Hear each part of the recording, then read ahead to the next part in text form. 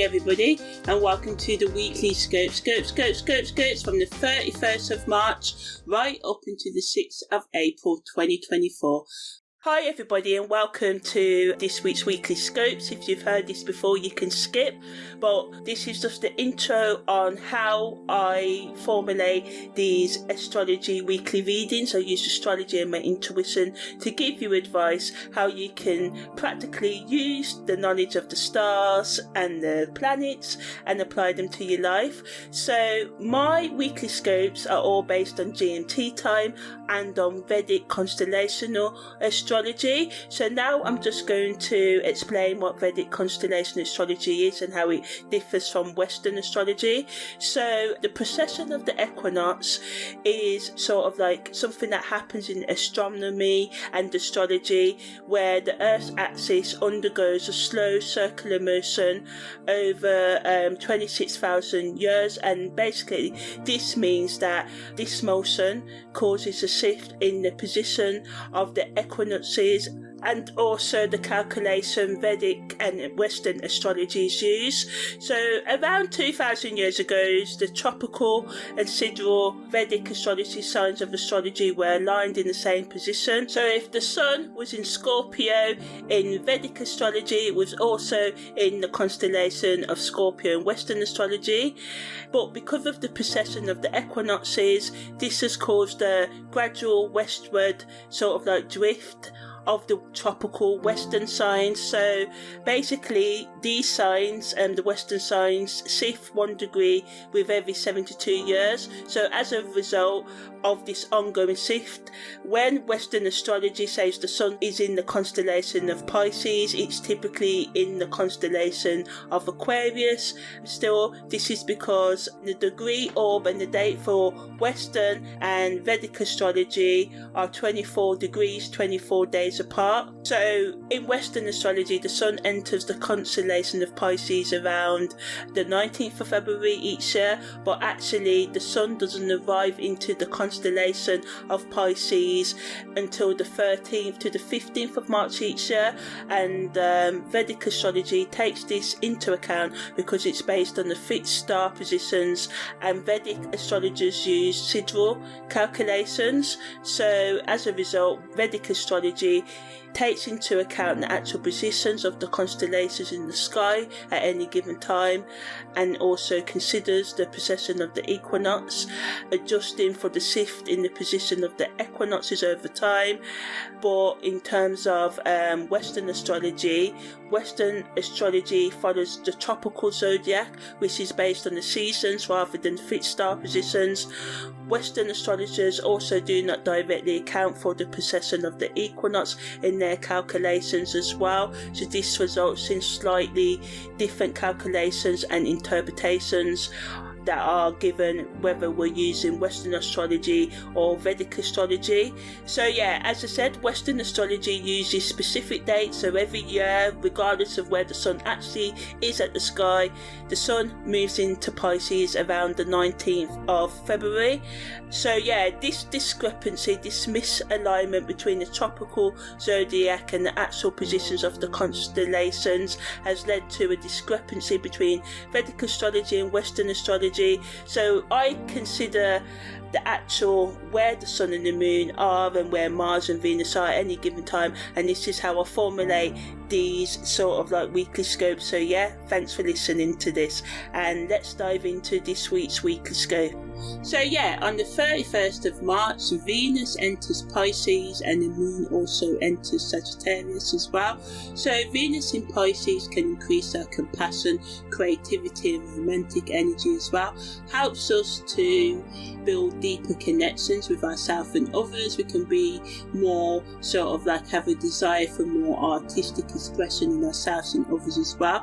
The best use of this energy is to embrace our imagination, nurture our relationships and just indulge in being more creative, thinking outside of the box, being more affectionate and open-minded as well, but also watching out for the negatives of Pisces energy, which is also escapism, idealising romance and love, and ignoring red flags because you want to be lied and tricked to as well, and just being overly sensitive and indecisive as well. Awareness is the key during this transit, to avoid getting caught up in illusions or unrealistic expectations as well. Practice grounding techniques, hugging trees, listening to music, or anything else that keeps you grounded in reality and chilled out. Stay attuned to your emotions without losing sight of reality also, and seek a balance between fantasy and practicality right now. If you want to know more about what to do when Venus is in Pisces, check out the separate audio. Also today the moon enters Sagittarius, so this allows and brings a sense of adventure and optimism, so we can do things that just helps us get out of our comfort zone, allows us to have more of a spirit of being curious and just open to maybe travelling, whether that's physical travelling or emotional travelling as well. But negatively, it can make us more restless and impatient as well, and make us lack focus and the tendency to overlook important details. Also, people can be overly blunt and tactless in their communication, so just watch out for that. Try and be gentle with others, be assertive, yeah, speak your mind, but also work within the bounds of other people's boundaries as well, while also enforcing yours. The best use of this energy is to practice being more mindful, channel your enthusiasm into more productive sort of like activities, and as I said, think before you sort of like speak. Okay, so as we move into April, and as you know, this is all based on Vedic constellational astrology. On the 1st of April, the Sun is in Pisces, the Moon is in Sagittarius, Mercury is in Aries, and it's also going to go retrograde today. Venus is in Pisces, Mars is in Aquarius, Jupiter is in Aries, Saturn is in Aquarius as well, Uranus is in Aries, Neptune is in Pisces, Pluto is in Capricorn, Chiron is in Pisces as well as the Moon's North Node. The main aspect that's overriding us this week is Venus's conjunction to Neptune, and its parallel to Neptune as well. So that's going to be exact on the 2nd of April, and it's going to leave us around the 8th and 9th of April as well. We've also got the Sun making a conjunction and parallel to the Moon's North Node, and that is still going to affect us right up until the 11th of April as well. So when the Sun makes a conjunction to the Moon's North Node, it kind of puts the spotlight on our path towards our destiny and future. So it's like asking us, are we really living our best life? So we're just conforming and going with other people's expectations and getting lost in routine and what society wants from us as well. This transit encourages us to embrace new experiences, take risks and step out of our comfort zones. On the flip side, ultimately this transit can serve as a reality check. It can shed light on the areas of your lives where you've been stagnating, just getting lost or resisting change as well. The universe is gently trying to nudge us to let go of our old habits and what's no longer serving us, and evolve and expand into new relationships, careers and anything else that we need to do to open up our worlds and to learn new lessons as well. The best use of this energy is to be open-minded and receptive to new ideas and perspectives. It's a chance to break free from limitations, especially the ones that we've placed on ourselves, and pursue our passions with more renewed sort of like passion and vigour and vitality. Psychologically, it wants us to activate our intuition and allow it to guide us towards the right path and provide us with valuable insights. And it's hard because sometimes, especially when we're traumatised, most of our intuition is actually our fears disguised as intuition, so it leads us into doing toxic things. So if you feel like you can't trust your intuition, try and use your logic or ask for advice, and just try and be open to change and get clarity in your life that can help you gain a better understanding of yourself and your purpose in this world. On the karmic level, the Sun's conjunction to the Moon's North Node represents an important period of growth and soul evolution, and remember, we can only tap into this energy if we work and use it as well. So it helps us to sort of like become more enlightened and feel more spiritual fulfillment in our lives as well. Venus's conjunction to Neptune brings a sort of dreaming and enchanting energy to the week.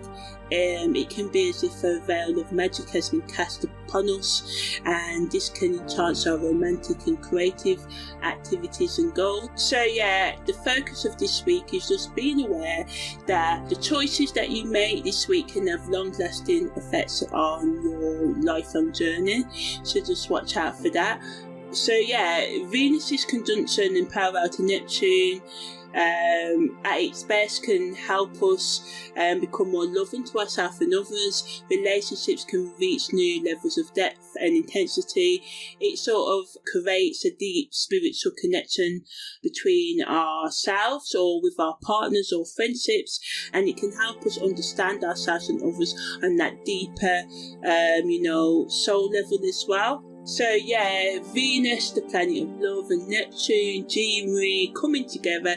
It's a time when, love can become transcendent, love can conquer raw and unconditional, where we may be more willing to sacrifice for the happiness of our loved ones, but make sure that they're worth it, because, you don't want to be sacrificing yourself in toxic or to abusive relationships and stuff like that. It just makes us be able to show others that we love them and accept affection from others as well.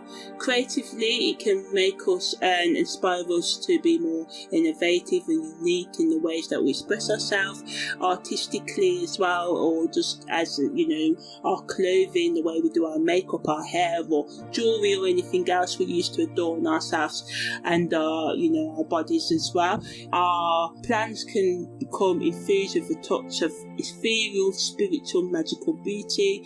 So whether you're writing, painting, dancing, whatever you create right now can seem as though it's coming from a higher, deeper place, whether it's your higher self or divine power you believe in as well. It really wants us to explore different techniques and things creatively as well, whether it's listening to different music, watching different shows, just branching our horizons. You have to remember that Neptune rules all sort of like films and media and stuff as well, so it can really help us, whether it's starting that new podcast, writing that book, finishing that book as well. But also on the negative end, we have to watch out for the pitfalls of Venus conjunct parallel Neptune that can make us ignore red flags and get lost in illusion and fantasy, and kind of idealize our partners, our friends, and pedestal them, or cling on to unrealistic explanations, and this can blur the boundaries between fantasy and reality.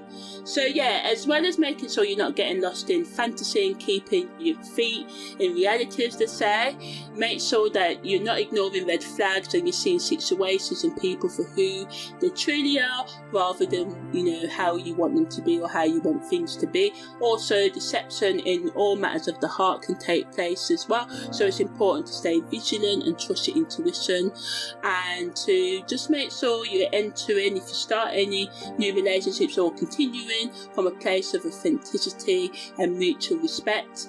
So also on the 1st of April, Mercury goes into retrograde, whilst it's in Aries on the 1st of April at 15 minutes past 10 GMT, and then on the 9th of April, Mercury in retrograde enters Pisces until the 20th of April, when Mercury goes direct in Pisces. So when Mercury's in Aries, people can have an increase in mental energy, increase in passion and assertiveness. It's a great time for reviewing and reflecting on past projects or relationships.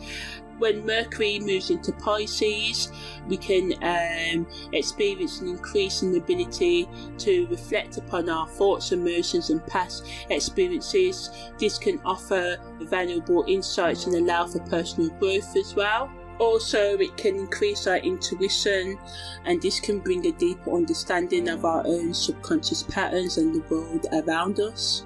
Some of us may revisit past relationships and, resolve any unresolved issues and conflicts, and it can bring a sense of closure and a sense of healing for some of you. So this is the best thing to do, even if you can't get in touch with those you need to forgive, or you want to be forgiven by. You could do a sort of ritual where you put their names and the things you want to let go of in paper and burn them.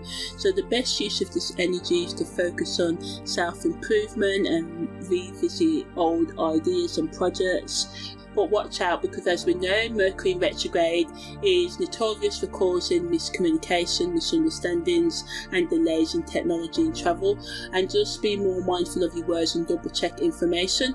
So yeah, if you want to know more about Mercury retrograde in Aries and Pisces, check out the extensive separate audio I've done on it. But ultimately, stay patient, mindful and adaptable, and if you do this, you will emerge stronger on the other side of the retrograde journey. So on the 2nd of April, the moon enters its last quarter moon phase, so it's a good supportive energy to let go and release things as well. The moon's north node goes stationary retrograde at 4:29. You can check out the separate audio about what to do about this, or check out the daily scopes, because I talk about every single aspect in more depth there. The moon also enters void of course at 12:44 today, so you may want to put off important things if you can, and just be more gentle with yourself and others, as there can be delays in information and stuff like that as well. Mercury also makes a semi-sextile to Venus, so it can just help us have more healthier and conversations, and we'll be able to be more charming or find others more charming and easy to get along with, and we may find it easy to express our affections and connect with others on a deeper level. Negatively, it can cause a conflict between logic and emotions, leading to difficulty in making clear-cut decisions.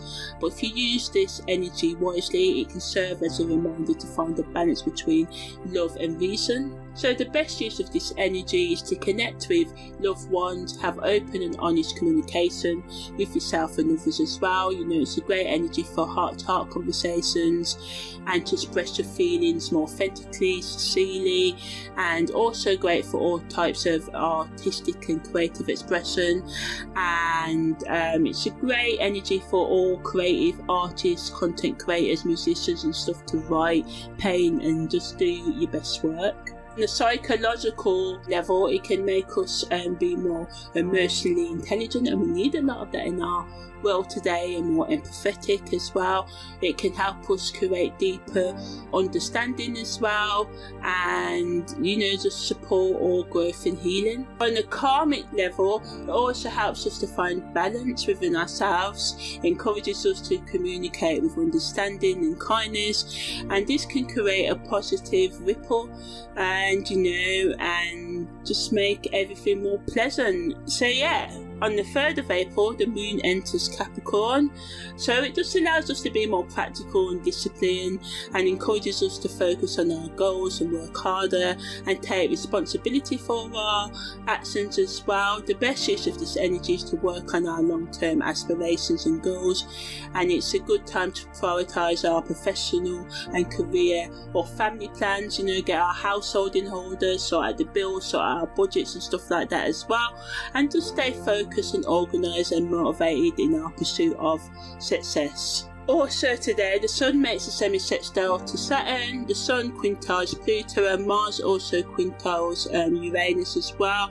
So the Sun semi-sextile Saturn allows us and supports us to find a balance between our professional ambitions and responsibilities in our personal life as well, and just encourage us in making that steady progress in our professional and long-term goals. So supporting that moon in Capricorn energy, and of course Saturn rules or co-rules Capricorn along with Aquarius depending on what system you're using. The Sun's quintile to Pluto allows us and supports us to transform ourselves, to tap into our hidden strengths and use our inner power. Also encourages us to embrace change and deepen our understanding of ourselves as well. So this supports our self-reflection and personal growth, which is good as well. Mars is quintile to Uranus, supports us being innovative, allowing us to take bold actions and break free from our limitations, especially self-limiting beliefs patterns as well. Helps us to problem solve and just just be more open to adventures and just go for it. But we just have to watch out that we don't be impulsive and use this energy wisely, because if we are impatient or step over other people's boundaries, this can lead to conflicts or accidents as well. Psychologically, the Sun semi-set style to Saturn reminds us to be patient and be more disciplined and have more self-control and have a strong work ethic, and also makes us more aware of our responsibilities and looking into, the consequences of our actions as well. It invites us to dig deep into the depths of our psyche and just break free from conformity and social expectations, and also go within and connect with that creative fire and take risks, especially when it comes to going after your dreams. Also today on the 3rd, Venus makes its exact conjunction with Neptune at 2:11 p.m, but I started off this week going into the depths of that. On the 4th of April, Venus's parallel to Neptune also makes its tightest at 2:28 a.m. as well. But as I said, I've already talked about these aspects at the beginning of this weekly scopes.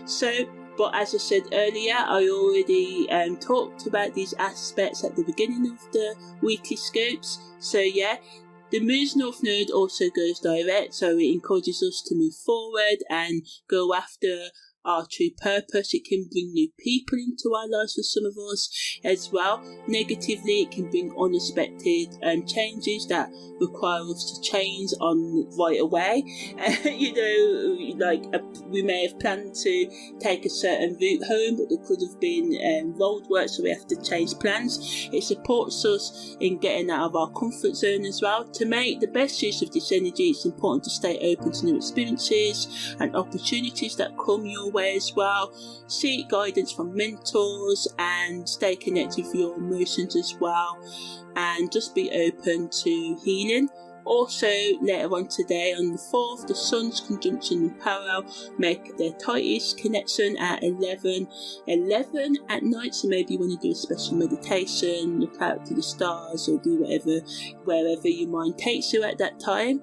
On the 5th of April, the Moon enters Aquarius at 2:43, and there's also a balsamic moon that happens at 14:14 p.m. So the Moon in Aquarius encourages us to focus on being more charitable, more open to others. Also, we can want to be more independent and seek freedom. So this can lead negatively to us being detached, and especially in our romantic relationships, this can cause issues, even in friendships or family relationships. So just, if you need space, let people know and respect other people's needs for space as well. It's important to express yourself authentically, and all types of group work in general can go well while the Moon's in Aquarius as well.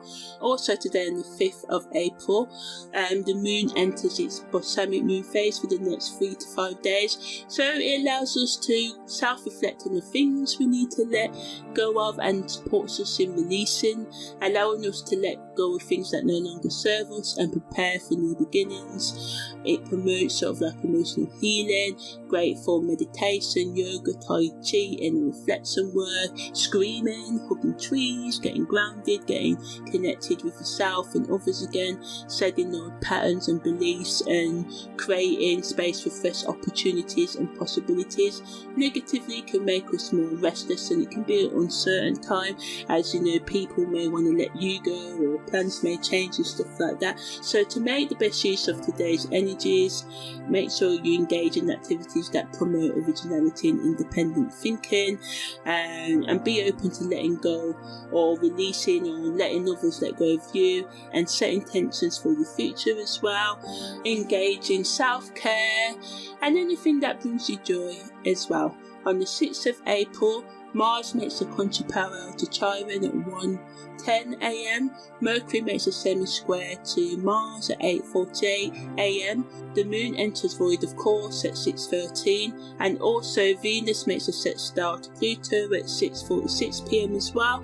So Mars is contra-parallel to Chiron, so this is sort of works as a opposition. So yeah, it brings a powerful energy that can stir up deep emotional wounds and trigger healing. It offers the opportunity to confront and transform past pain, and there's open up to deeper conversations with others, and some of them may get fiery because Mars is triggering Chiron, so it can trigger our rooms, people can trigger our rooms, things we watch on television or hair, through music or radio. If people still listen to radio, you know what I'm trying to say, can just trigger yourself and others. To just be gentle and just be open to working through any issues that come up. Mercury semi-square to Mars also adds to this conflict in communication and behaviour, and also can make it harder for us to make decisions as well. We have to be mindful of impulsive reactions and find ways to channel our assertiveness sort of like more constructively, productively. So it's great energy, Mars energy, to burn off the excess energy with exercise. Yeah, that's what I'm trying to say. And just be open to counting to 10 because you don't want to say things that you may regret, and also give people grace and be more forgiving. And I know they may say things that can hurt you, but ultimately sometimes we need to let grudges go before they become more bigger than what they need to be. Venus' sextile to Pluto also allows us to have deep connections with ourselves and others, have passionate experiences and explore our desires, and also power dynamics in our partnerships as well. It allows us to confront past pain, but negatively it can add to the impulsive reactions as well. So the best use of today's energies is to use Mars's contra power to Chiron to allow yourself to acknowledge and start or continue healing your emotional psychological wounds. Mercury semi-square to transit, the best use of this is to avoid unnecessary conflicts and to be mindful in the way you say things and the decisions and choices you make today. Venus is sextile to Pluto. The best use of that is to explore the depths of your emotions and desires within relationships and navigate power dynamics carefully, ensuring that they remain healthy and balanced. As well as try and heal wounds with others, be more open-minded, just be more centered in yourself and just go with the flow a bit more this week. So yeah, that's the end of this week's weekly scopes from the 31st of March to the 6th of April. Take care and see you next week.